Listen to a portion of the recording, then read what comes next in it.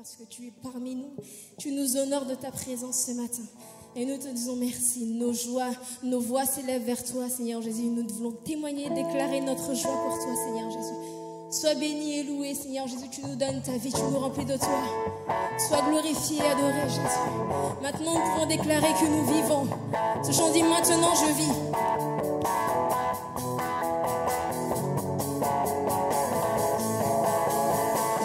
Je m'éveille car je sais qu'avec toi, tous mes rêves ont un sens. Je veux vivre ma vie pour toi. Je pris ma décision. Tu me relèves, oui. Tu me relèves, tu me montes tes merveilles. À jamais je dans ton amour, car tu m'as libéré. Oh Dieu, aucun moment n'est perdu. Vois le soleil. Vois le soleil percer les ténèbres noires et blancs. Maintenant se change en couleur, mon sauveur. Oui, tu fais toutes choses nouvelles. Maintenant, oui, maintenant je vis. Oh, maintenant je vis.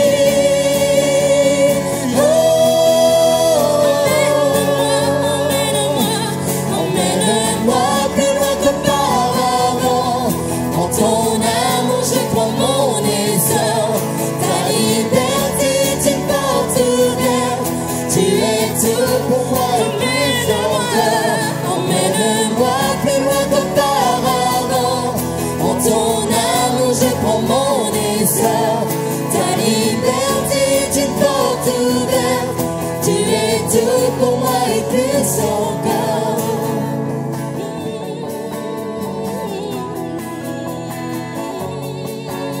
Tu guides mes pas, oui. Tu guides mes pas, tu es là près de moi. Ton amour m'a guéri. Il n'y a rien comme vivre avec toi. Cette vie que tu manges, je choisis. Vois le soleil percer les ténèbres noires et blancs. Maintenant se change en couleur, mon sauveur. Oui, tu fais toutes choses nouvelles. Et maintenant je vis. Oh, oui. Maintenant je vis.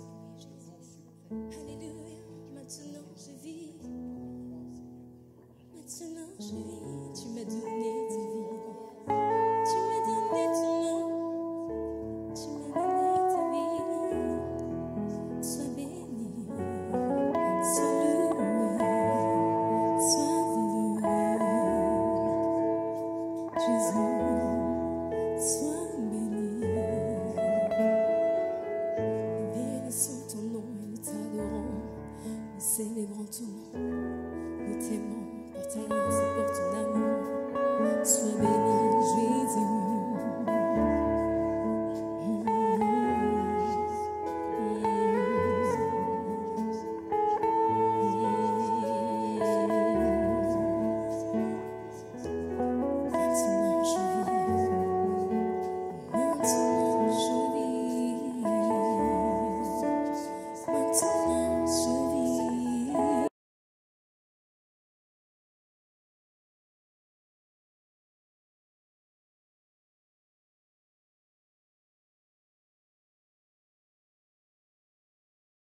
Que Dieu bénisse l'église de Reims. Amen.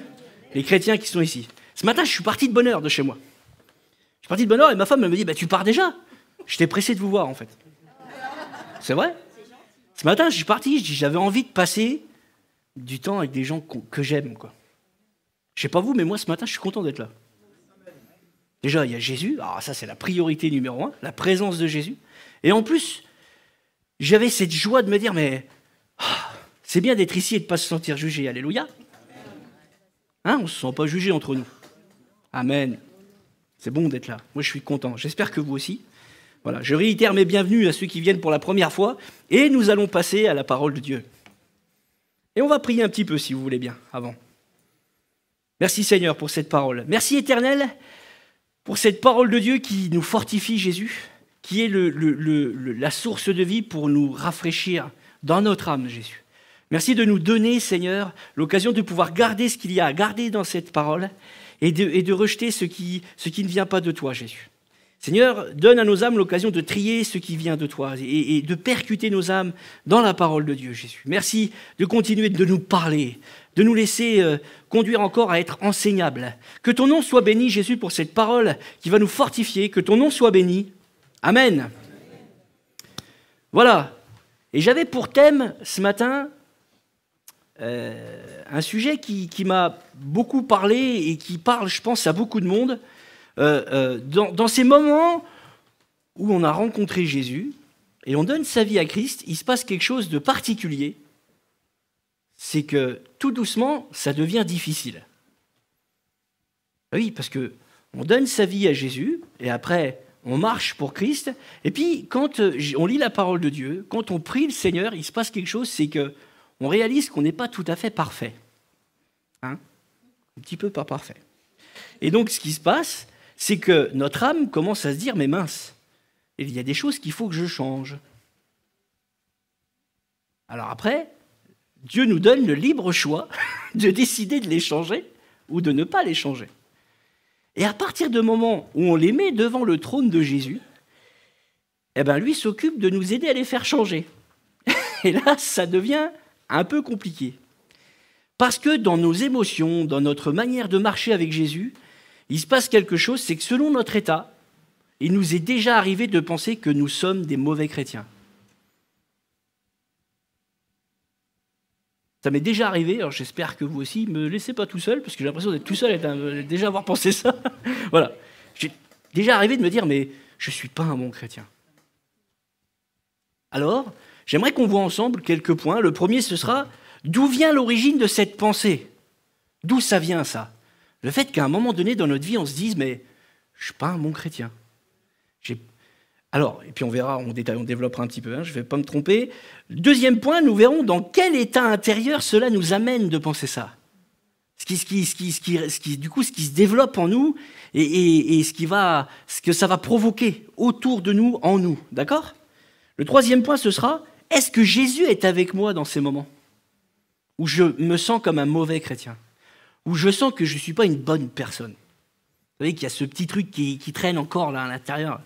Moi, j'en ai deux, trois, moi, j'en ai pas qu'un, qui traîne encore et on lutte contre ça, on se bat contre ça et voilà. Et est-ce que Jésus est avec moi? Et le dernier point, ce que Dieu veut pour nos vies. Ce que Dieu veut pour nos vies. D'accord?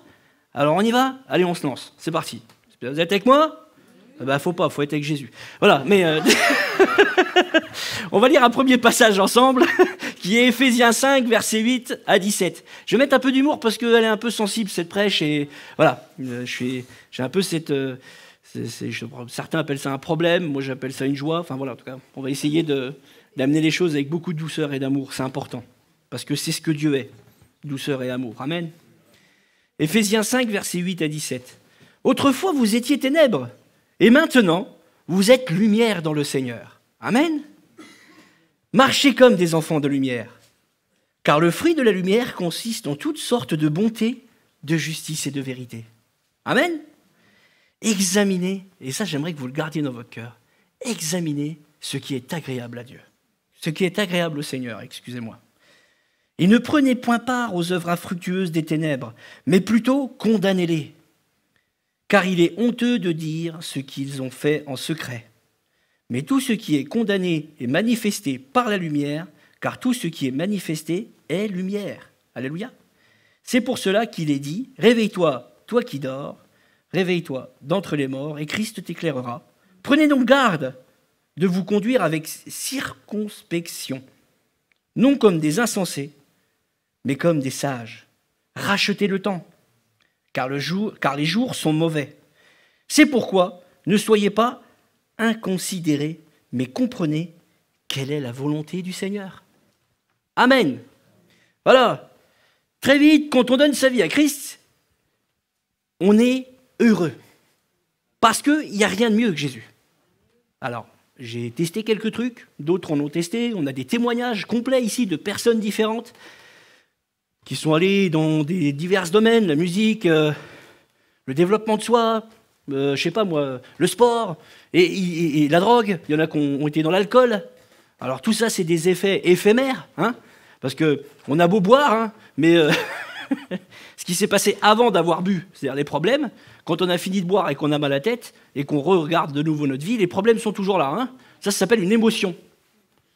Mais nous vivons Jésus, et du coup, Jésus, lui, vient en nous et il nous fait changer de l'intérieur et nous aide dans ces problèmes. Alléluia. Donc du coup, la problématique, c'est que quand on devient chrétien, très vite, on réalise, comme je vous le disais tout à l'heure, qu'à l'intérieur, il y a des choses, il faut que ça change. Alors on doit travailler notre âme.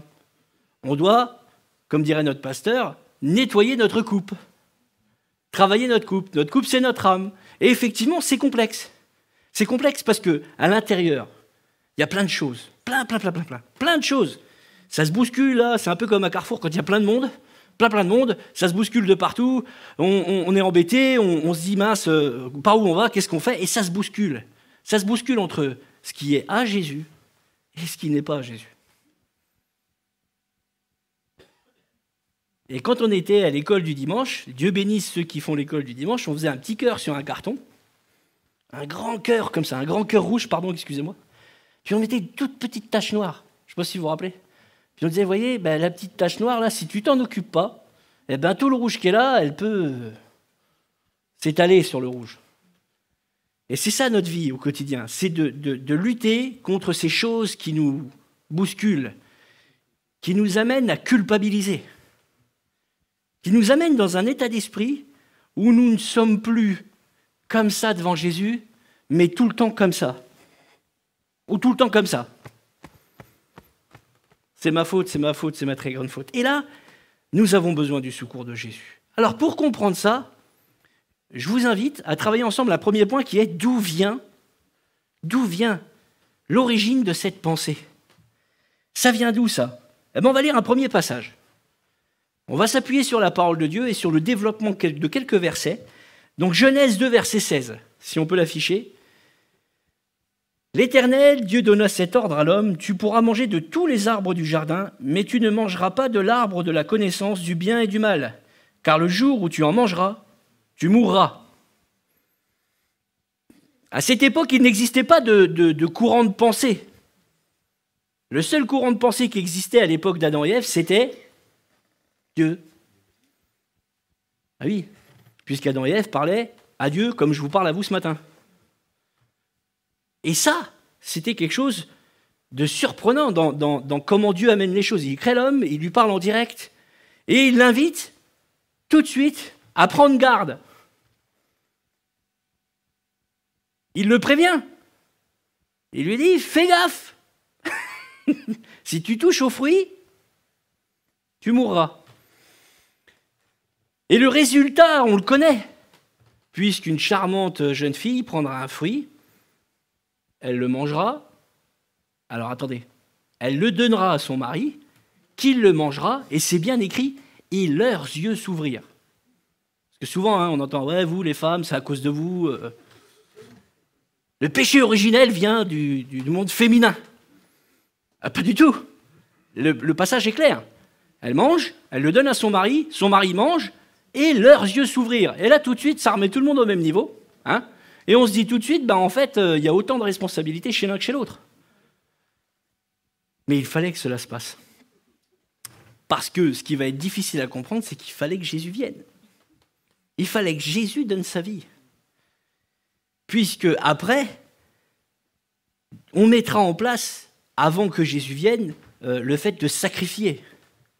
Le fait de prendre un agneau, de le sacrifier, et à l'époque, pour comprendre, il faisait comme ça très simplement, il prenait un agneau, il le sacrifiait, il y avait un sacrificateur qui était là, qui prenait le sang, il rentrait dans la tente d'assignation, il déposait le sang en marchant en arrière sur l'arche de Noé, sur l'arche, oui, c'est ça, et ensuite il faisait toute une procédure que je ne vais pas lancer maintenant, parce que je vais me perdre dans ce que je voulais vous dire. Mais ce qui était intéressant de comprendre, c'est que ce sacrificateur prenait une écuelle comme ça, il prenait une branche d'hysope, il prenait le sang comme ça, et puis il faisait ça sur le peuple. Et toujours cette notion de sang était présente. Toujours le sacrifice était nécessaire pour expier le péché. Et le problème qui vient de cette première pensée, de ce courant de pensée qui est que nous sommes des mauvais chrétiens, est le péché. Le péché nous accuse tous les jours.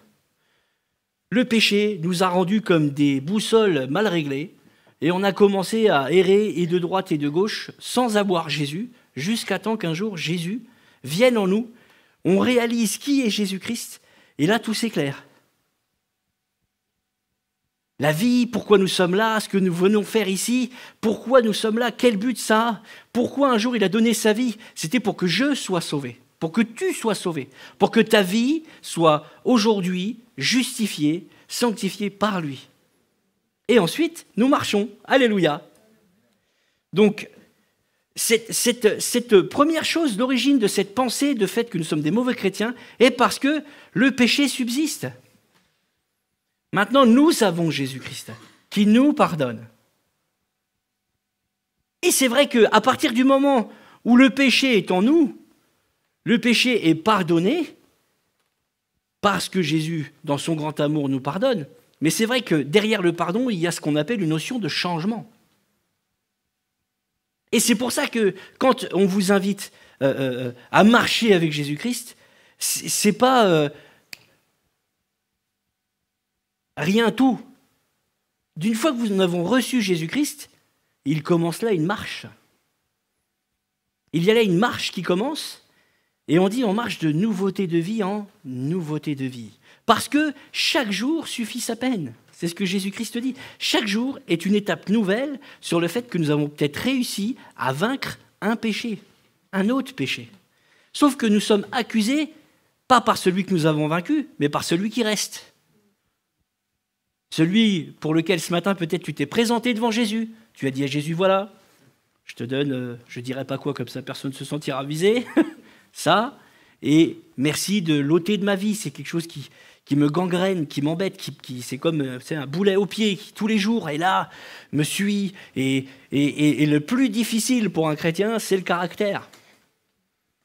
Parce que bon nombre de miracles ont été vus dans les églises, mais alors, quand on voit quelqu'un qui était un hyper nerveux se changer en un agneau tout doux, alors là je peux vous dire qu'il y a une action du Saint-Esprit extraordinaire. On voit des gens se transformer et c'est pas éphémère, c'est quelque chose qui se passe de l'intérieur. Vous savez, cette réaction où moi j'ai connu quelqu'un qui avait la gifle facile. Il y a des gens comme ça, ils ne savent pas répondre verbalement, ils mettent des coups. Ils s'énervent, ils ne savent pas parler. Et quand vous avez un homme comme ça qui donne sa vie à Christ, que tout le monde a connu en tant que distributeur de pain, mais pas de pain à manger, hein, de pain de droite, et du coup, ou de gauche, hein, parce qu'il faut, voilà. Du coup, du coup, quand on voit cet homme-là du jour au lendemain être dans la même situation et dire, oh écoute, je vais pas avoir de problème avec toi, laisse tomber. Waouh, il s'est passé quelque chose là. Alléluia. Mais à côté de ça, il ment toujours.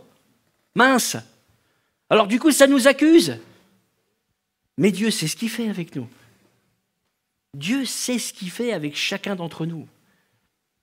Il y a un autre problème, c'est que quand nous sommes dedans, nos émotions nous amènent peut-être des fois à croire que parce que nous vivons ça, Dieu ne répond pas à certaines prières. Attention, ça va se mélanger là, hein. Vous êtes prêts ? C'est-à-dire que souvent, nous marchons avec Jésus. Et Jésus, dans sa grande patience et dans sa grande bonté, nous laisse le temps. Nous laisse le temps. Il est patient. Il est lent à la colère. C'est écrit comme ça dans la Bible. Et du coup, quand nous marchons, nous avons certains péchés et on se dit, bah tiens, si j'ai pas eu ce travail, c'est parce que je pêche. Ou c'est parce que j'ai fait ça. Et là, on commence à rentrer dans un état d'esprit bizarre où on est convaincu que c'est ce qui ne va pas dans notre vie qui impacte systématiquement tout ce que Dieu ne répond pas.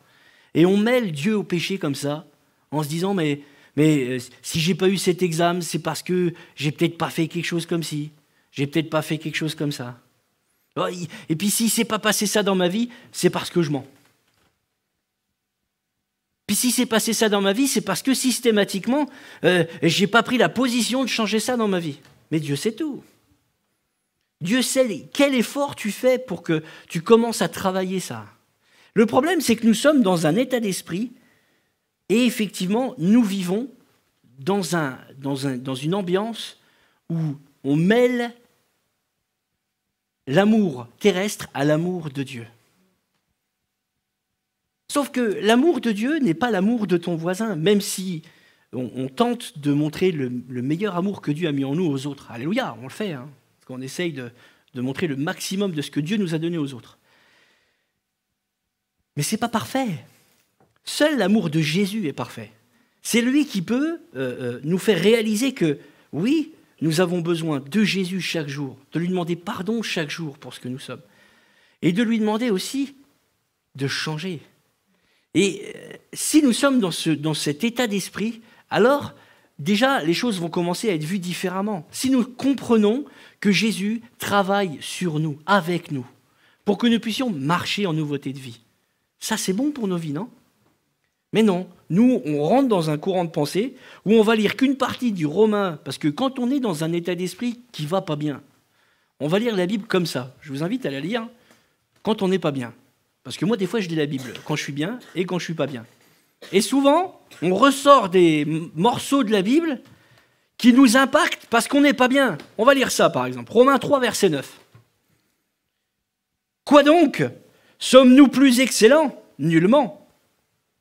Car nous avons déjà prouvé que tous, juifs et grecs, sont sous l'empire du péché. Selon qu'il est écrit, il n'y a point de juste, pas même un seul sur cette terre. Nul n'est intelligent, nul ne cherche Dieu, tous sont égarés, tous sont pervertis, il n'en est aucun qui fasse le bien, pas même un seul. On s'arrête là. Quand on a lu ça, tout est dit. Hein ?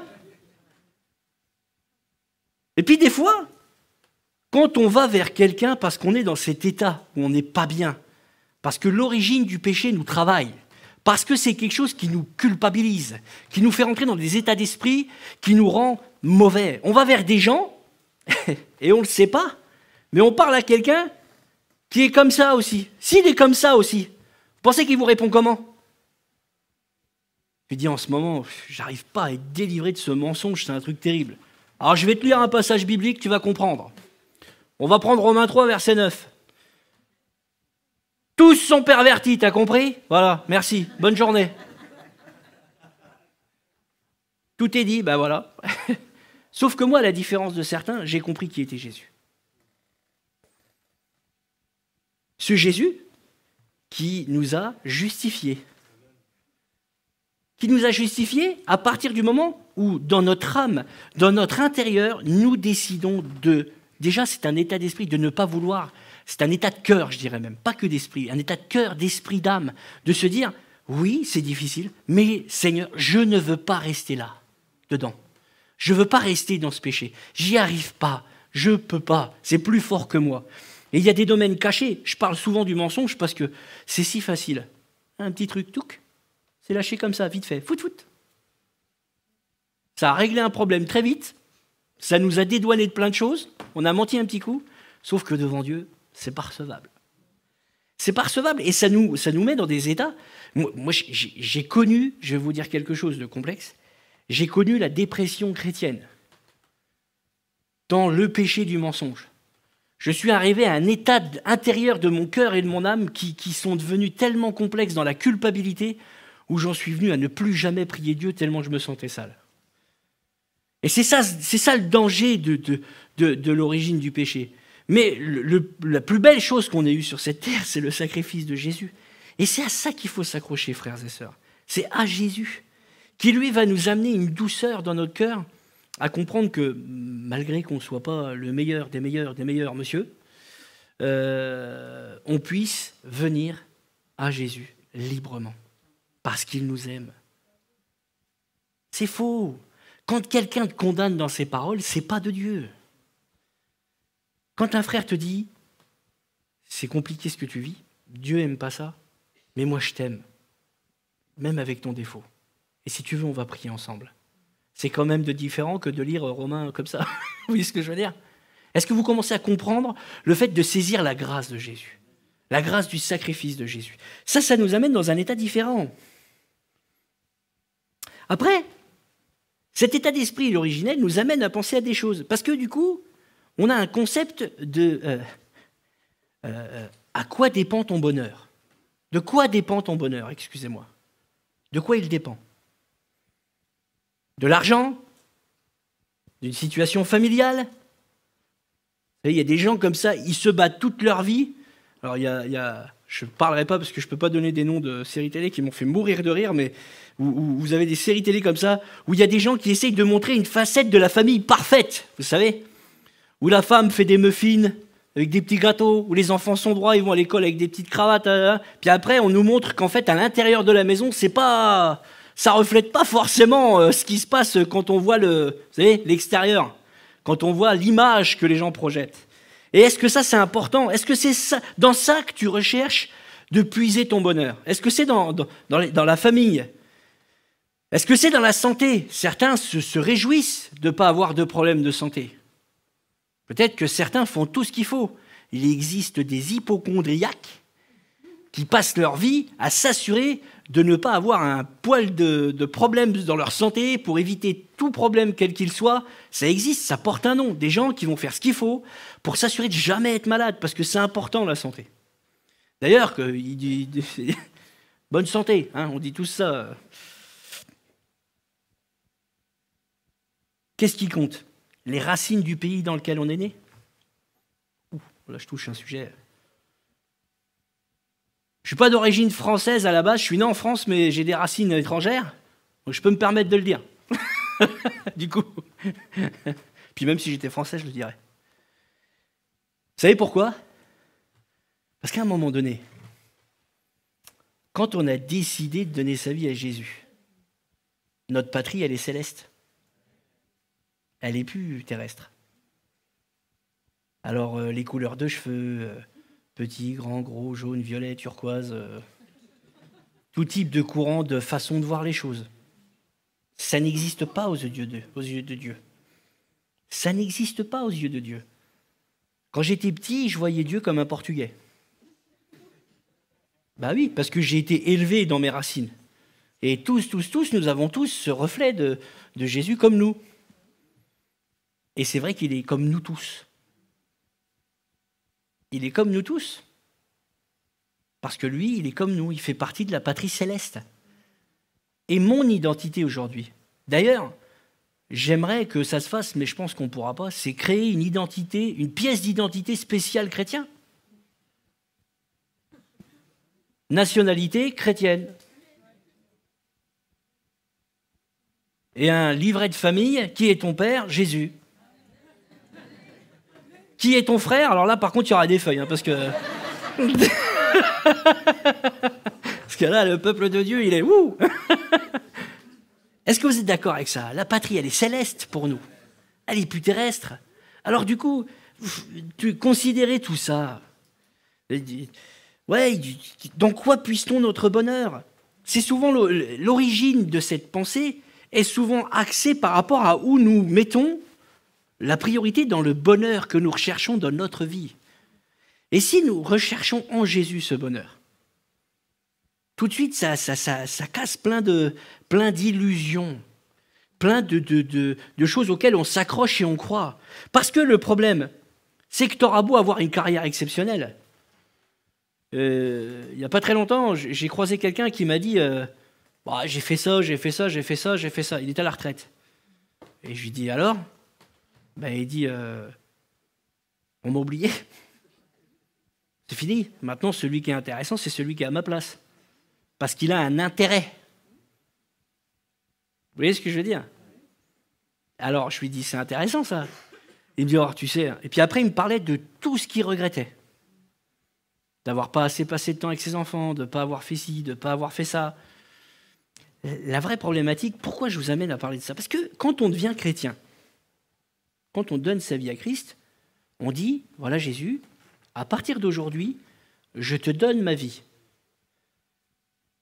à 40%. Non? À 30% alors. 25? 55? Ouais, je vais arrêter. On donne notre vie à 100%. Ça veut dire qu'à partir du moment où on lui donne sa vie, et je parle bien de Jésus-Christ, de ce que vous vivez à l'intérieur de vous, pas à des hommes, je parle de Jésus-Christ. Quand vous lui donnez sa vie, vous lui dites, je te donne ma vie. Et quand on donne quelque chose à quelqu'un, on en fait ce qu'on en veut. Moi, ma femme m'a déjà offert des cadeaux, moi j'en fais ce que j'en veux après. Si j'ai envie de le mettre tous les jours, je le mets tous les jours. Et personne ne me dira s'il faut que je le mette qu'un jour sur 4. C'est mon cadeau, c'est à moi. Non? Donc j'en fais ce que j'en veux. Certains privilégiés ont peut-être déjà eu l'occasion d'avoir une moto en cadeau.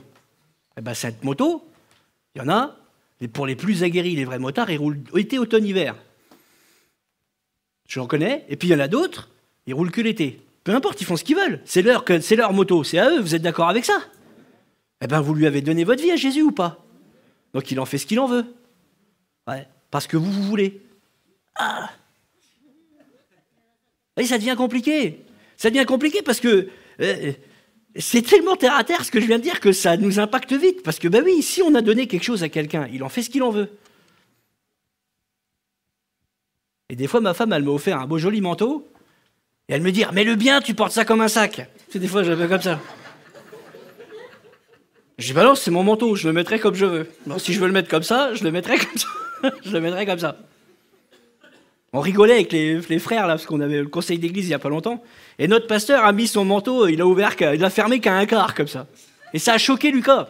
Alors Lucas lui dit, un manteau, ça se ferme pas comme ça. Ça se ferme comme ça. Tu laisses un petit peu ouvert en haut, et pas tout à fait fermé. Et moi, je rigolais parce que, ça, c'est marrant, c'est son manteau, mais lui, il est en train de lui expliquer comment il doit le mettre. C'est un truc de dingue. Alors, ça en est venu une grande conversation sur comment nous faire moins un manteau. Bon, bref. Oui, on a des conversations très spirituelles en conseil d'église. Mais la complexité, c'est de se dire, mais mince, j'ai donné ma vie à Christ, il en fait ce qu'il en veut. Alors peut-être qu'il ne va pas en faire ce qu'on veut. Du coup, ça devient moins drôle. C'est pas drôle. Fred, c'est pas drôle. Oui, il en fait ce qu'il en veut. Et du coup, la complexité, c'est que des fois, on est convaincu que Dieu nous aime pas, mais Dieu nous aime. Parce que là où il nous fait passer, c'est peut-être pas ce que nous on aurait fait, mais c'est Jésus qui nous aime et qui veut ce qu'il y a de meilleur pour nous. Donc des fois, il va nous faire passer par des endroits qu'on ne comprend pas. Et ces moments où on ne comprend pas, on est dans cet état d'esprit. On revient à la culpabilité parce que si à un moment donné, on a les pieds dans la boue, on est convaincu que c'est parce qu'on est pécheur. Alors que peut-être que pas du tout. Peut-être que Jésus est en train de nous faire passer par-delà. Formation. Il est en train de nous construire. Il est en train de nous faire grandir. Dans le Seigneur, il est en train de nous éprouver aussi. Il est en train de nous fortifier parce que après combat, il y a une... Là, ils connaissent pas trop les victoires apparemment ici. Après combat, il y a une... Alléluia! Je veux l'entendre plus fort ça. Après le combat, il y a une... Victoire. Amen! Gloire au Seigneur. Dans le nom de Jésus, il y a des victoires dans ce qu'on prie, dans ce qu'on fait, dans ce qu'on est. Peut-être qu'en ce moment, tu es dans un état où tu as vécu un échec. Mais cet échec, il est provisoire. Parce que la conception du succès, pardonnez-moi, j'aimerais revenir juste sur ça, c'est le Saint-Esprit qui me dit de vous le dire ça. La conception du succès, on la voit avec nos yeux. Mais quand on prend le passage de Lazare et de l'homme riche, où Lazare était un pauvre mendiant qui a vécu toute sa vie comme un mendiant, et l'homme riche, c'était un homme riche, du coup, voilà, ça veut dire ce que ça veut dire. Du coup, ce qui s'est passé, c'est qu'à la fin, on voit dans la parabole, c'est pas une parabole, c'est ce qui s'est passé d'ailleurs, on voit qu'effectivement, Eh bien, ce n'est pas l'homme riche qui a hérité du royaume des cieux. C'est celui qui avait un cœur pour Dieu. Et du coup, on n'oublie pas que le royaume céleste, c'est pour l'éternité. Donc, quitte à choisir, je préfère être heureux pour toute l'éternité et malheureux pendant 75 ans, si Dieu prête vie. C'est un choix à faire. C'est quelque chose qu'il faut méditer. Parce que le succès, comme nous voyons cette conception, est dangereuse. Parce qu'on n'est pas dans le succès. Mince, je n'ai pas réussi ça. Moi, j'ai quelqu'un autour de moi qui a passé un examen il n'y a pas longtemps et qui se culpabilisait beaucoup. C'est pas quelqu'un de ma famille. Et c'était quelqu'un que je connais de l'extérieur. Et qui m'a dit, voilà, il dit, mais je suis pas capable. Et c'est dingue comme il passe l'examen, il l'a, mais il se sentait toujours pas capable. C'est fou ça, hein? Parce qu'à un moment donné, il faut réaliser que tout n'est que grâce. Et que tout ce qu'on réussit, rendons-le à Jésus. Puisqu'on lui a donné sa vie, il fait ce qu'il veut. Laissons-nous conduire par Jésus. Amen.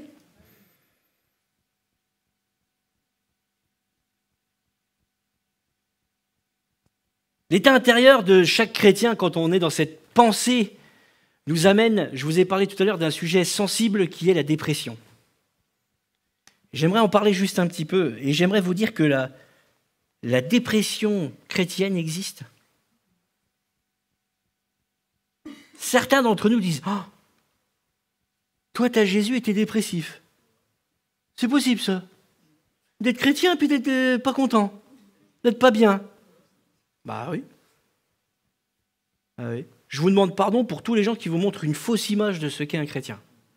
Parce qu'un chrétien, c'est quelqu'un qui a des problèmes, des combats, qui a des difficultés, mais qui sait qu'il peut les remettre à Jésus. Et Jésus qui nous aime, sait ce qu'il y a de bon pour nous, donc il fera ce qui est nécessaire pour nous. Amen. Mais la culpabilité, elle existe.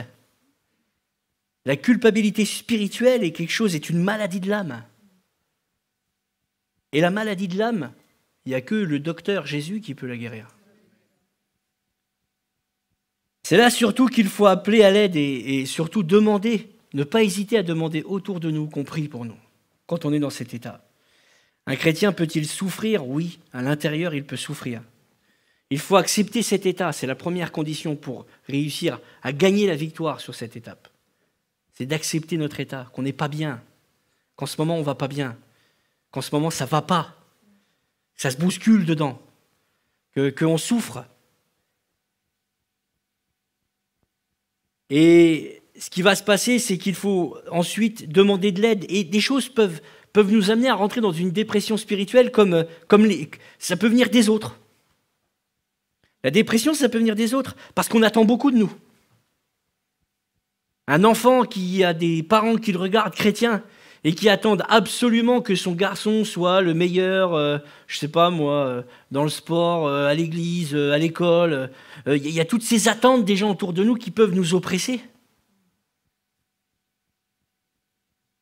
Il y a des attentes du besoin des gens qui sont autour de nous quand nous marchons dans le Seigneur.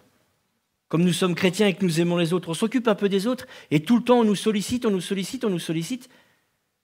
Si on oublie de se présenter devant Dieu quotidiennement, on peut rentrer dans cet état.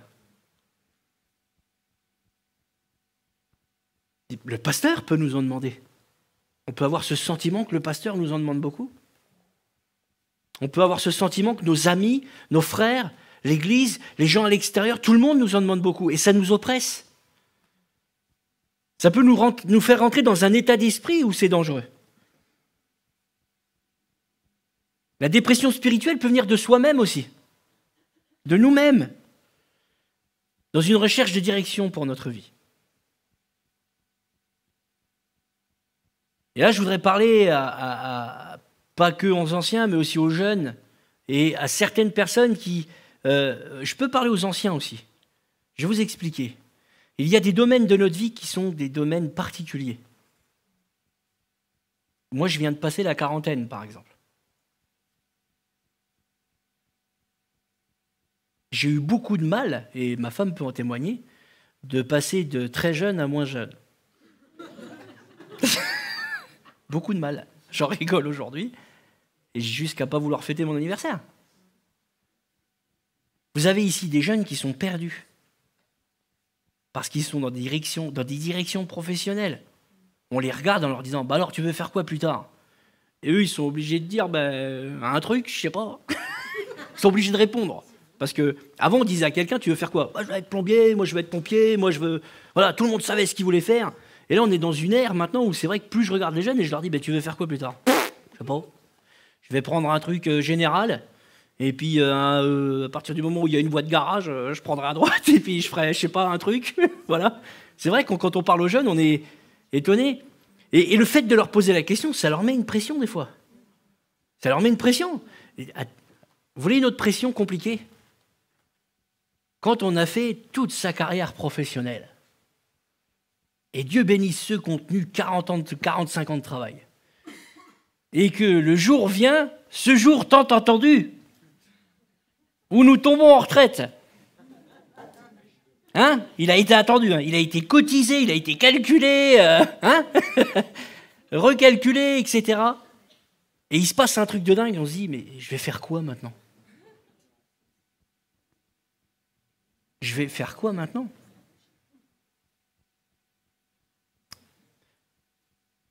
Sauf pour ceux qui ont tout en Jésus. Ah oui, parce que ceux qui ont Jésus, il y a du boulot, hein. Comme pour les jeunes, une direction professionnelle. On se base sur des choses, on se dit, tiens, il va se passer ça, je vais faire ça. Et là, boum, ça avance pas comme on veut. On se marie, on se dit, on va faire 4 enfants. Et il n'y a pas d'enfants qui arrivent. Qu'est-ce qui se passe ? On se dit, tiens, je vais acheter une maison. Et puis, il n'y a pas l'argent qui rentre, on ne peut pas l'acheter. Tiens, je vais faire ça. Vous voyez ce que je veux dire ? La pression et l'oppression arrivent très vite. Et très vite, quand on est dans ces états où les choses ne viennent pas, on rentre dans de la culpabilité. Et on cherche à comprendre, à savoir pourquoi, mais comment ça se fait, mais comment c'est possible, pourquoi ça s'est monté comme ça. Mais je croyais que tu m'aimais, Jésus. Et Jésus, il est juste en train de dire, je t'aime, je suis juste en train de faire ce qu'il faut pour pas que tu te gaufres. C'est pas très théologique ce que je viens de dire, hein, excusez-moi. Mais voilà. Mais bon, sachez en tout cas que ce qui est important, c'est de réaliser que quand nous puisons notre bonheur en Jésus, il s'occupe du reste. Parce que c'est compliqué. C'est compliqué de dire, il s'occupe du reste. Amen. C'est comme quelqu'un qui est en train de faire de la cuisine et puis qu'on arrive derrière et qu'on lui dit, non, attends, il faudrait que tu remettes un peu de paprika. Mais touche pas, je sais ce que je fais, non ? Non, mais moi, je voudrais remettre, je pense que ça va être mieux. On est un peu pareil avec Jésus. Hein. On veut rajouter un petit truc. Hein ? On a envie de... Chut, allez, un petit coup de main, Jésus. On ne sait jamais si tu as un petit peu besoin de moi. On rentre tout de suite dans des états d'esprit où on commence à croire que nous allons pouvoir faire la différence. C'est Jésus qui fait la différence. C'est Jésus qui nous amène à comprendre que c'est lui qui commande. Et je peux vous garantir que quand Jésus décide quelque chose, vous pouvez toujours courir et sauter. Hein. Je suis le témoin vivant que je vous garantis que si Dieu m'avait laissé un peu faire, je ne serais pas sur cette chair du tout, malgré tout ce que tout le monde peut croire.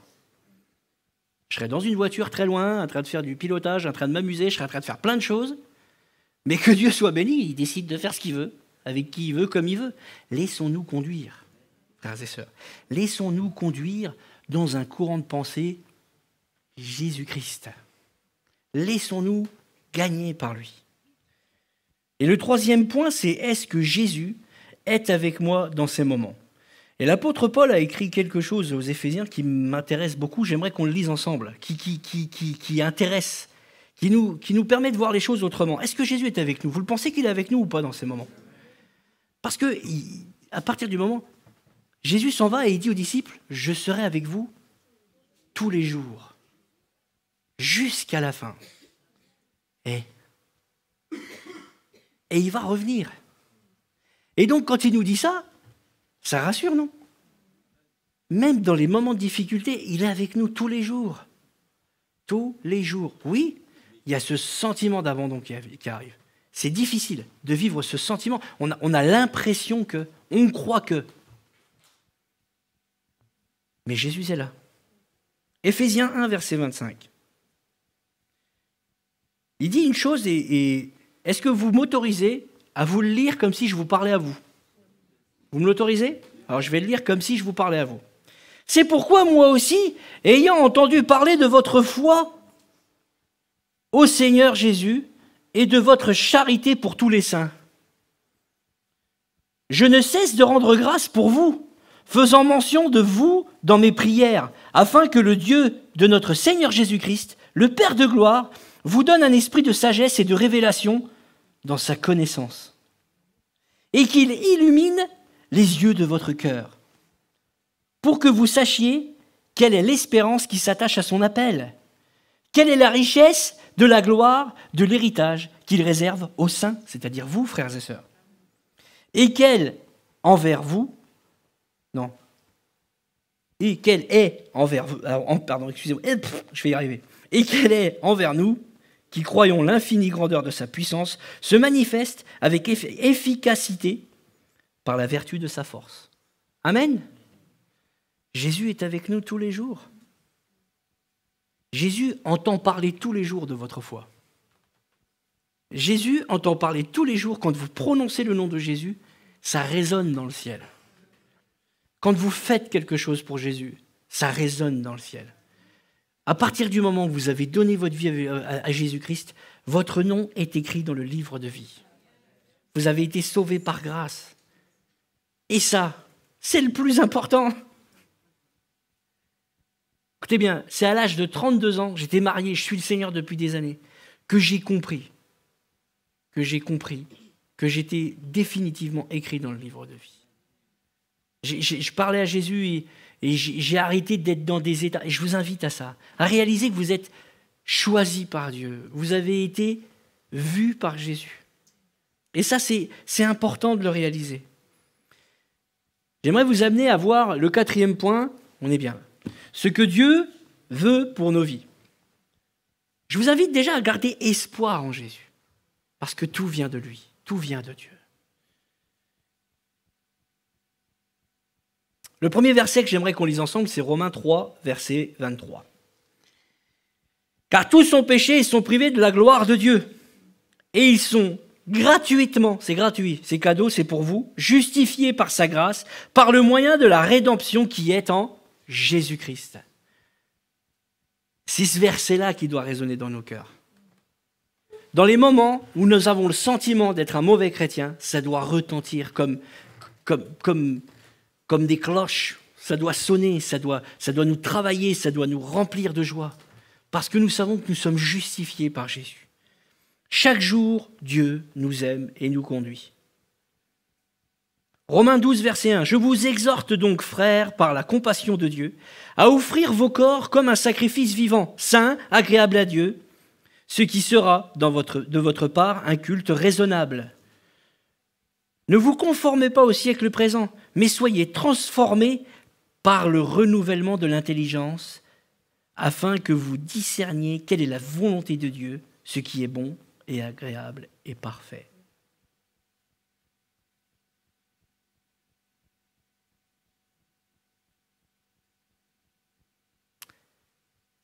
Ce verset, il me parle tellement. Il dit un truc qui me bouscule tout le temps. Il me dit, à moi, je vais parler pour moi, il dit « Mais soyez transformés par le renouvellement de l'intelligence, afin que vous discerniez la volonté de Dieu. » C'est là où tout réside dans nos vies, frères et sœurs. De discerner la volonté de Dieu dans nos vies. Qu'est-ce que Dieu veut ? Qu'est-ce qu'il veut pour ma vie? Et c'est, sans vous mentir, je mens pas d'ailleurs quand je prêche, mais bon, je mens pas. Bon, je sais pas pourquoi je dis sans vous mentir, mais bon, c'est pas grave. Je la pose souvent à Dieu, cette question. Qu'est-ce que tu veux pour ma vie? Demain. Qu'est-ce que tu veux pour ma vie après-demain? Qu'est-ce que tu veux pour ma vie maintenant? Pour ma famille, pour ma femme, pour mes enfants? Qu'est-ce que je dois faire? Où tu me veux? Comment tu me veux? Quand tu me veux? À quelle heure tu me veux? Qu'est-ce que tu veux pour ma vie? Et la parole dit que quand un malheureux crie, l'Éternel entend. La parole dit aussi, cherchez et Cherchez la volonté de Dieu et vous la trouverez. Alors, je vous invite à ne pas chercher comme un garçon. Vous savez comment ils cherchent, les garçons? Je vous explique. Chez nous, quand ma femme elle me dit « Est-ce que tu peux aller chercher ça ?» Je fais ça. Je dis « Je le trouve pas, c'est où ?» Elle me dit « T'habites ici ou pas ?» Alors je lui dis « Oui ». Alors j'y retourne une deuxième fois. Ou alors j'envoie mon fils. Puis mon fils, comme c'est un garçon, il fait pareil. Il revient et dit « Je sais pas ». Et là, ma femme, elle y va, elle dit « C'était là ». Et des fois, avec Dieu, on est un peu comme ça. Cherchez la volonté de Dieu. Seigneur, je veux ta volonté, dis-moi qu'est-ce que tu veux pour moi. Bon, ben, il ne me l'a pas dit, je vais faire ce que je veux. On est un peu comme ça. Parce que c'est marqué chercher. Comment on cherche? Est-ce qu'il y a des chineurs parmi nous? Il y a des chineurs? Les vrais chineurs, ils ne comptent pas les heures. Hein. Moi, je vous parle de vrais chineurs. Hein. Ceux qui chinent, ceux qui cherchent l'objet précis qu'ils veulent, ils peuvent y passer des heures et des heures et des heures. J'ai connu même des personnes qui m'expliquaient que des fois, ils font 4, 5, 6, 7 brocantes dans la journée.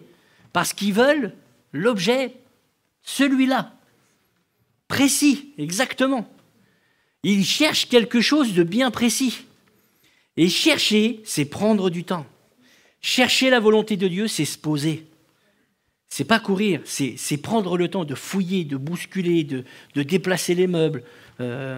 Chez nous, on a une spécialité, c'est de perdre les clés. C'est comme ça, chacun a son truc, mais ouais, je balance tout, t'as vu aujourd'hui, hein?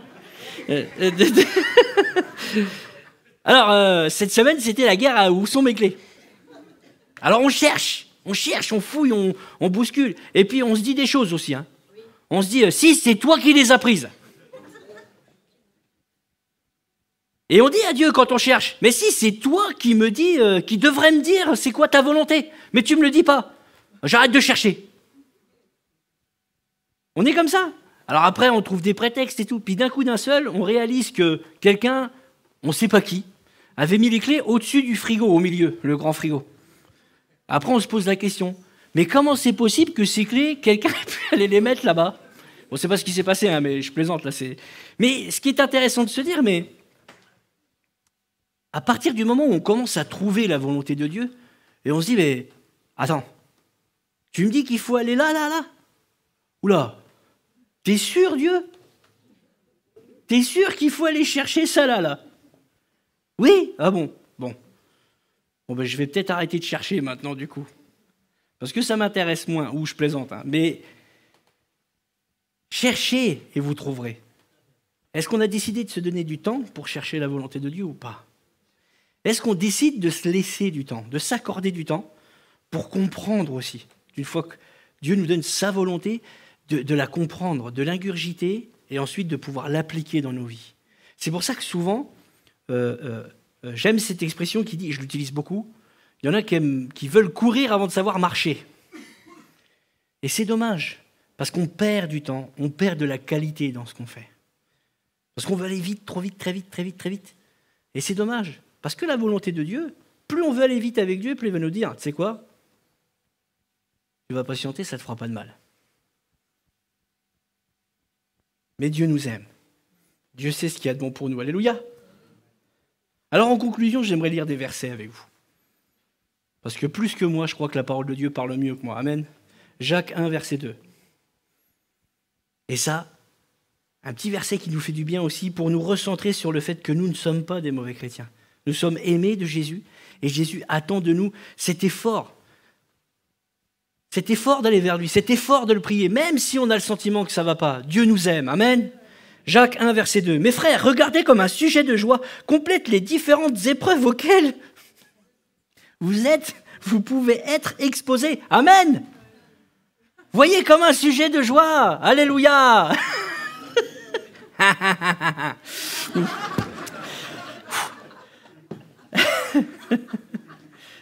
Sachant que l'épreuve de votre foi produit la patience. Alléluia. Mais il faut que la patience accomplisse parfaitement son œuvre, afin que vous soyez parfaits et accomplis en Dieu, sans faillir en rien. Ouf. Vaste programme, frères et sœurs. Et je pense que vous êtes déjà happés dans ce programme, hein, on a déjà commencé à être happé par Jésus. Mais ne nous laissons pas gagner par un état d'esprit. Ne nous laissons pas gagner par un courant de pensée, même entre nous, qu'on pourrait croire qu'on est des mauvais chrétiens. C'est comme le sketch, il y a des bons et des mauvais chasseurs. Ben, c'est pareil, il y a des bons et des mauvais chrétiens. Alors expliquer qui est bon chrétien et qui est mauvais chrétien, on met Jésus au milieu et on est tous mauvais chrétiens alors. Ça va comme ça? Tout de suite, devant Jésus, on... Hein? Je ne sais pas si vous avez déjà vécu le fait d'être, par exemple, dans un milieu professionnel et vous avez déjà atteint un certain niveau, vous savez, de connaissance avec l'ancienneté, avec la maturité dans le boulot. Et là, vous croisez quelqu'un qui est en fin de carrière et il arrive et là, il vous explique un truc. Ben là, on se sent un peu... on dit respect, quoi. Eh ben, je pense que nous devons vivre la même chose avec Jésus. Il y a des chrétiens qui se battent pour devenir meilleurs. Il y a des chrétiens qui veulent céder à la volonté de Dieu et pouvoir se construire avec lui. Alors, chacun à son niveau, chacun à des degrés différents.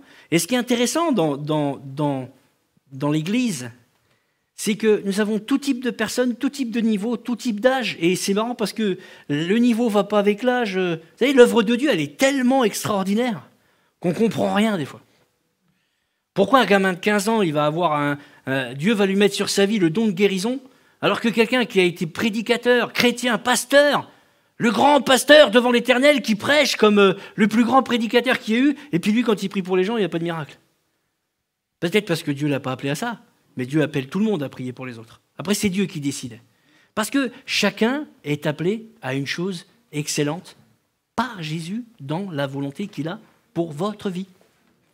Amen. Quand nous avons compris ça, on est tranquille. Je vous invite à être tranquille avec Jésus. À vous considérer comme des chrétiens qui vous battent pour être dans la volonté de Dieu. Amen. Il n'y a pas de mauvais chrétiens. Il n'y a que des bons chrétiens qui luttent pour ressembler à Jésus. Amen. Alléluia.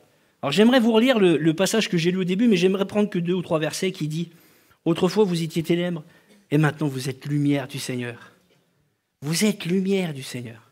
Chaque jour que Dieu fait, dans nos attitudes, il nous utilise pour refléter sa gloire. Amen. Deuxième point, deuxième verset qui fait beaucoup de bien. « Car le fruit de la lumière consiste en toutes sortes de bonté, de justice et de vérité. » C'est ce que je viens de vous dire. Voilà ce qui reflètera, ce qui jaillira de vous. Et Éphésiens 5,10 nous dit « Examinez ce qui est agréable au Seigneur. » C'est l'élément central qui nous permet d'être toujours dans la course avec Jésus. On regarde à Jésus, qu'est-ce que tu veux? Qu'est-ce que je dois faire? Qu'attends-tu de moi? Comment tu me vois? Comment tu es? Je me rappelle, j'étais jeune chrétien, tout jeune et adolescent, et j'ai été voir mon pasteur et je lui ai dit, écoute, je ne sais pas quoi faire dans l'église. J'étais le seul jeune dans l'église. J'avais 11 ans. Je n'étais pas encore arrivé, je crois. Et j'étais tout seul. Il n'y avait pas de garçons de mon âge, il n'y avait que des plus grands. Donc du coup, je dis, mais qu'est-ce que je peux faire? Moi, je comprenais la parole de Dieu, je l'ingurgitais comme tout le monde et j'avais envie de faire plein de choses pour Dieu. Et il m'a dit un truc, il m'a dit, tu vois la sœur là-bas, là? Ouais. Elle est seule avec 3 enfants, son mari l'a quittée. Fais ce que tu veux. Je lui ai dit, je ne peux pas être père de famille, j'ai 12 ans. Et je plaisante, hein. Non, c'est pas Dieu. Et j'ai commencé à me dire, mais qu'est-ce que je peux faire, Seigneur? Alors du coup, j'ai dit, écoute Seigneur, est-ce que c'est ta volonté? Parce que la personne, je ne la connaissais pas. Je dis, est-ce que c'est ta volonté que je l'aide? Et Dieu, très vite, a mis les choses en place. J'étais assis pendant une réunion, le bébé est venu vers moi, j'ai commencé à prendre le bébé dans mes bras. Et cette sœur, j'ai passé 5 ans à m'occuper de ses enfants avec elle. On faisait on partait en mission, on faisait des choses et tout. Et j'ai passé 5 ans avec cette sœur à l'aider à s'occuper de ses enfants. À changer des couches. À les entendre pleurer. Puis à 12 ans, on est patient en plus, hein, je vous garantis que... Mais j'ai très vite compris que peu importe ce que Dieu veut pour nos vies. Et j'ai réalisé que Dieu me forgeait. Dieu me forgeait à m'oublier pour les autres, en fait. Dieu nous forge, frères et sœurs. C'était un petit témoignage, parce que je sais que vous aussi, dans vos vies, Dieu vous demande des choses comme ça. Et Je voulais vous amener ça, pourquoi? Parce que dans l'église, souvent aussi, j'arrive le matin et j'aime dire, écoute Seigneur, si tu peux m'utiliser sans que je le sache pour avoir une parole de bénédiction pour quelqu'un, eh ben c'est que tu auras fait ce qu'il faut avec moi aujourd'hui. Et nous attendons ça de Jésus. Il nous utilise et quand il nous utilise, on se sent aimé, non? Amen. Amen. Je vous invite vraiment à ne pas vous laisser gagner par ce thème qui dit que vous êtes des mauvais chrétiens. C'est faux. Nous ne sommes pas de mauvais chrétiens. Nous sommes des chrétiens en marche qui luttons pour ressembler à Jésus. Que le nom de Jésus soit béni.